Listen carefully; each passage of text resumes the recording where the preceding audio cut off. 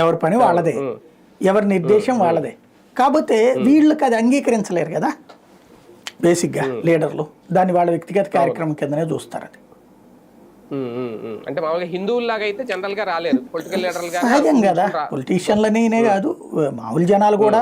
ఇప్పుడు మామూలు జనాలు ఇప్పుడు ఆ బ్యారికేడ్స్ తొలగించుకున్నారు. యాక్చువల్గా నిన్న వచ్చిన వాళ్ళు నేను కొంతమందితో మాట్లాడితే తెలుగుదేశం అభిమానులు ఉన్నారు, పవన్ కళ్యాణ్ అభిమానులు ఉన్నారు, వైసీపీ అభిమానులు ఉన్నారు, అన్ని పార్టీల వాళ్ళు వచ్చారు. నేను అడిగా మీరు మరి ఎట్లా అయ్యా అంటే, మేము పార్టీ రాజకీయం అన్నాడు ఓటుకి, హిందువులు అందరికీ కలవకపోతే ఎట్లాగా, హిందువులకు సంబంధించి అన్యాయం జరుగుతుందని కనబడుతోంది కదా, అన్యాయం పోగొట్టాలంటే పోరాడకపోతే ఎట్టానా, అందుకని చెప్పి మంచి వేదిక ఏర్పడినప్పుడు రావాలి కదా అని చెప్పి మాట్లాడిన వాళ్ళు చాలామంది ఉన్నారు. నాకు అన్నిటికంటే ఆశ్చర్యం వేసింది ఏంటంటే,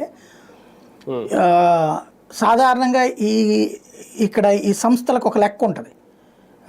ఆర్ఎస్ఎస్ అంటే మేధావిత్వం ఉన్న హిందూ పెద్దలు, విశ్వ హిందూ పరిషత్ అంటే సేవాభావం ఉన్నటువంటి వర్గానికి సంబంధించిన పెద్ద వయస్కులు, బజరంగ్ దళ్ అంటే కాస్త యుక్త వయస్కులు, ఏబీవీపీ నుండి వచ్చి ఏబీవీపీ విద్యార్థి దశలో ఏబీవీపీ, ఆ తర్వాతన బజరంగ్ దళ్ళు, ఇట్లాగా కొన్ని కనబడేది.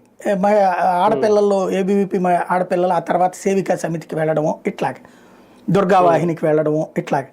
కానీ నాకు ఆశ్చర్యం వేసింది ఏంటంటే, నేను మీటింగ్కి వచ్చిన వాళ్ళల్లో కుటుంబాలు వచ్చినాయి, చిన్న పిల్లల్ని తీసుకుని వచ్చారు. ఏది 8 సంవత్సరాలు 10 సంవత్సరాల పిల్లలు.